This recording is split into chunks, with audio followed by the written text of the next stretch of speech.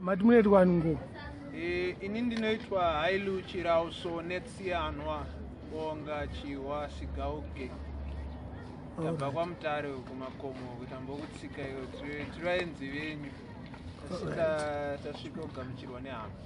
Alright, mira wakadaro. Ini ndinoitwa Hailu Chirauso Netsianwa Onga Sigauke Chiwa. Tabva kumakomo kutambokutsika iyo nhasi Farai. Kumakomo iyo? Kumakomo iyo tisana hacho. Asi tasvikaona hama dzedu panapa saka nyika imwe chete. Unoziana narasta? Kubva kudhara. Zviri muropa zvimwe chete. Okay. Saka munoita nezve? Ndoita nezvechivanhu nezvechibantu. Ndoswera ndichitaurira vanhu vanonditi rasta ndiri mubantu. Saka izvo zveculture sezvamataura kuti mayouth anga achikuteera nenyaya idzodzo ndozvatinoedza kusimbisa. Chibantu. Chivanhu. Chimbovaroera yakanamba. Ka 1 2 Ini ndiri student yembira chiri kudzidzira but tino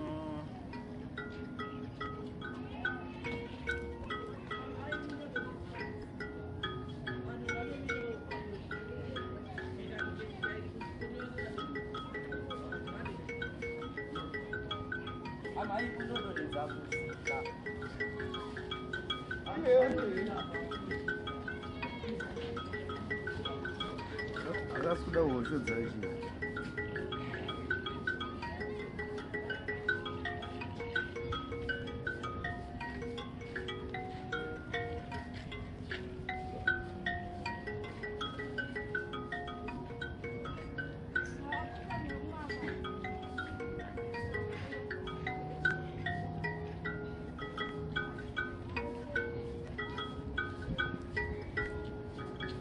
kakaipa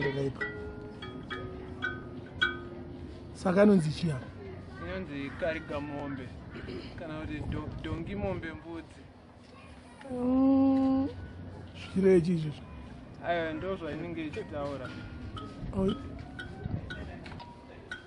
Dongi mombe mbudzi. Dongi mombe mbudzi. Alright. Saka munogara kupi?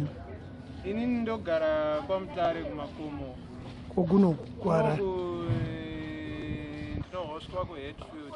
Kwakasiyana siyana but pari zvino ndiri kuHatfield. Alright. Kune hama?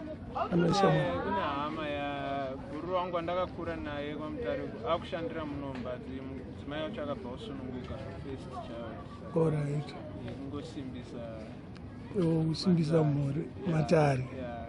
Takabva neko but hai first time saka mungoziva psychology dzechirume kusimbisana kushinga kwacho. Alright. Saka zvega amukweko mukati kurege music kungwawo manja yerege music kungoma tiriko but neengo rechibantu manje ndozvatikuedza kusimbisa ndosaka tiri kudzidzira kuti hatitoda kuita zvekuti imiteta inini ndichitaura hangu pachezvangu kusaundi ndiriko but ndakupura imwe saundi yatisati ndakambonzwa. Mona unoziva munhu anonzi Iton? Anogara ane studio muna 50. Hamuziva? Toda tipfure nepo kana muchiona zvichikodzera tivaenyu saka ndito kana zvichiita zvinoitwa. Saka mune band iri? Inini band ndinaro but richiri separate. Unongoziva band ameno pamwe ndine chinono but zvotora nguva kuti nyatsosvika pachinano chekuti misoro yabatana vanhu 8 zvisinyori takambozviedza zvakaramba handi makabva niko iri kusound undi drama drum saka zvotora time but zviri kuita zvikuita kutungamirwa hazvikuita mbichana mbichana hopefully zvinoita zvichatoita but it's a matter of time. saka phone number yenyu kuitira kuti pamwe pane vamwe vachazoda kukuhaya. Okay, 0377 00263 777 521 825 pawhatsapp inenge iripo chivanhu trustees ndizadzise mhinduro mabvunzo tunoita nezvei rangati basa rangu chairo randakapuwa kungoenda kubasa ndoshandira trust yambuya Hwezha anoridza mbira. Okay. Saka sezvamaona chiita nemayouth ndokubasa kwacho. I'd say ndiri non-formal educator ndoita nezve youth work. Alright. Sifanika dziri nyaya yavanoti pachirungu intangible cultural heritage zvinonetsa kuwana muchikoro nene but zvatinoziva isusu musubconscious kuti zvinhu zvedu izvi ndozvatida kuedza kudzosa pamberi pakudzidza paive ndo zvine basa zvotangira ipapa. Okay, muchiita chibantu. But Bantu is South Africa. Aiwa, Bantu is the strongest nation per planet panapa. Ndovene vengi vakawanda stereki. Nemaborder takapuwa, it was all to divide the Bantu nation. Haisi zveku-South Africa, ngezve-Africa. Machitateguru edu andakafamba kwakawanda akauya kunovhura nyika kuno. Saka chakaita kuti vasvike pavakasvika pakazoita kuti tisvike patiri nhasi chibantu chivanhu. It's like a science of livity. Saka makatoenda kuchikoro munotoziva zvamurikutaura. Ndokwangu. Saka munogona kutoexplainera murungu kai. Tovadzosera brainwash dzavo. Andizvo. John, kuzviona sei?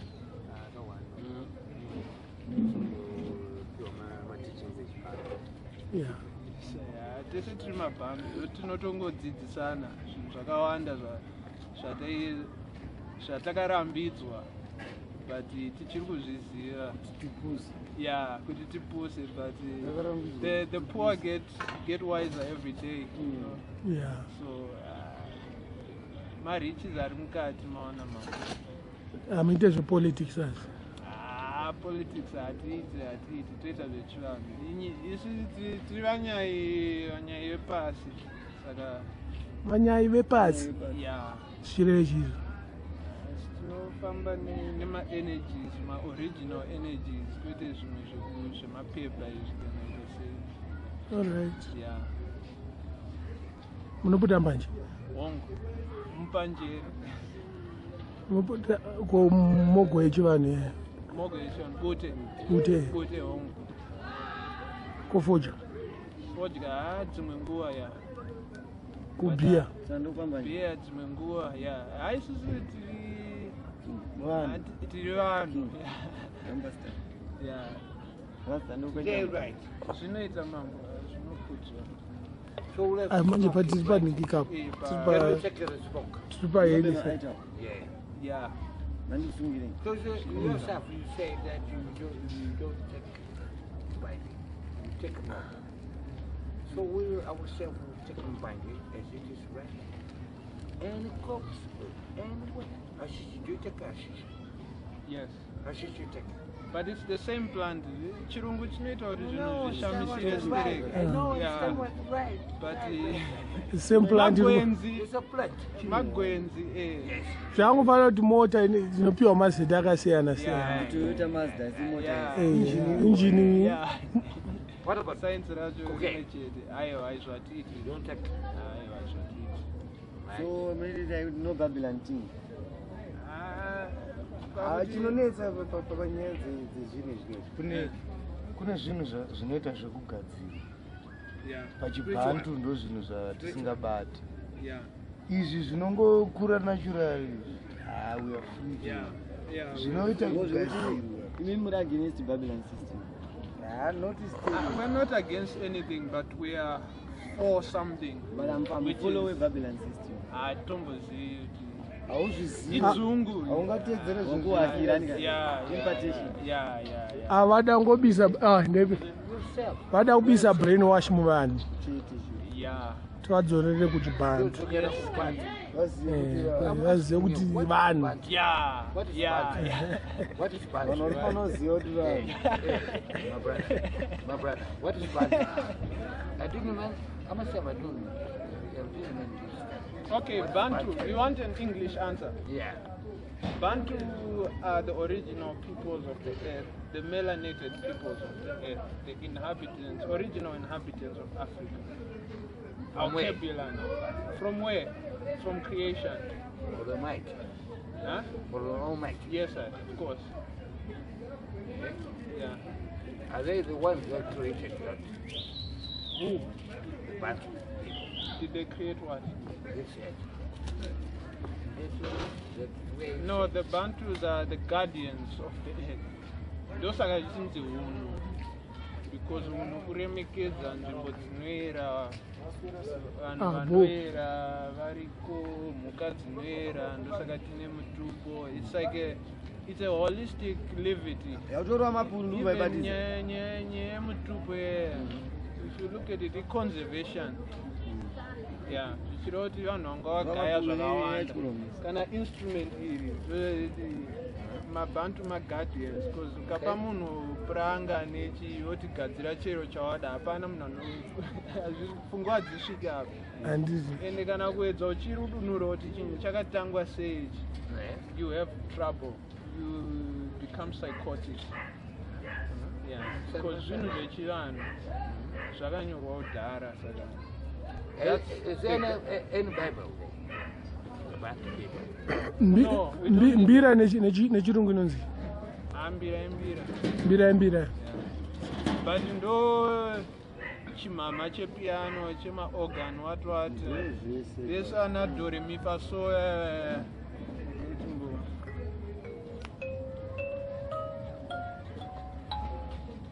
And even more, you see. But muzafunga kuti music takadzidziswa nevanhu, we were given by the creator. Yeah, zvakatouya kunotorwa kuno. From here? Yeah. From Africa? Yeah. The creator is the one which produced this thing. Yes. It's like music, I'm not a musician. Would you say it's you who makes the music or you are inspired to make music? I was inspired. Exactly. Yeah.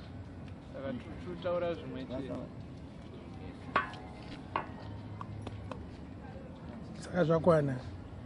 For now, yeah, give thanks. Let him legalize. Andidi. Abu. Saka fire. Mambo. Manga mchitaura kuti makagara kwa island ke. Ongu mama. Right, makaenda rini kwa island wa? 2001. Yeah, 2014. Izvo zvindane 28. So, yeah. Saka makaenda sei? Takaita zvekidnapwa, takazongoona kuti takukurira kumwe nzvimbo maona. But mazuva akaitika economic crash what. Mazuva akaenda vanhu vakawanda. That's when a lot of people went to England, Australia what. But isusu takatakurwa tikaenda kuisland.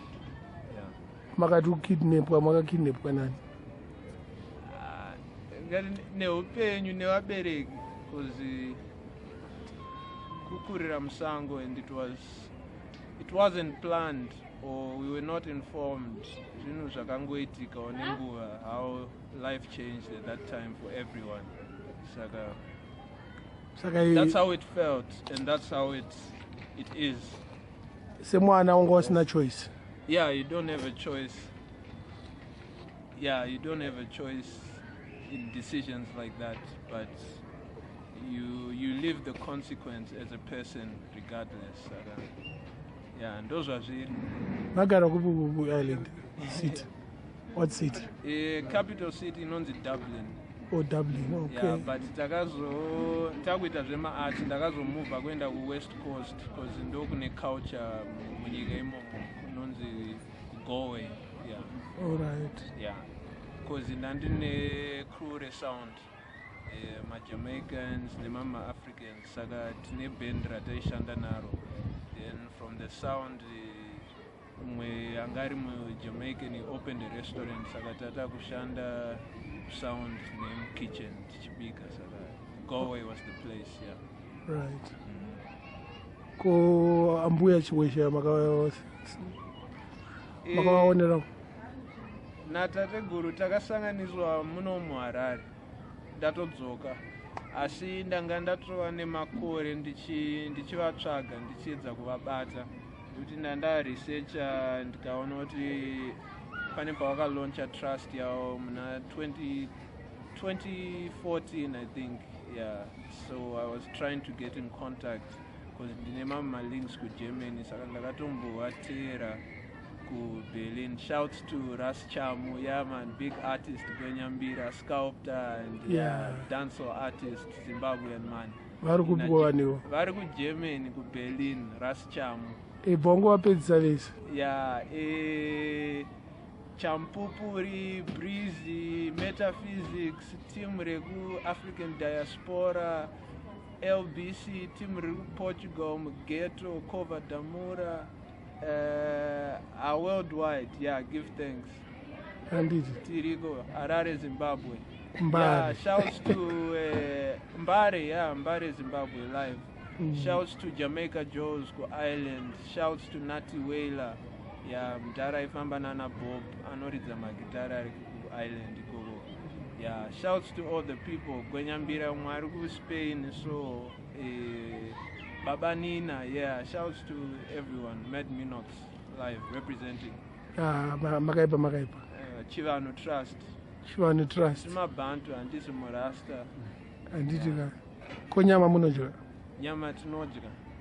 But atizvikurudziri but ndosaka tichidefine kuti tiri maBantu because hatingarasi chivanhu chedu.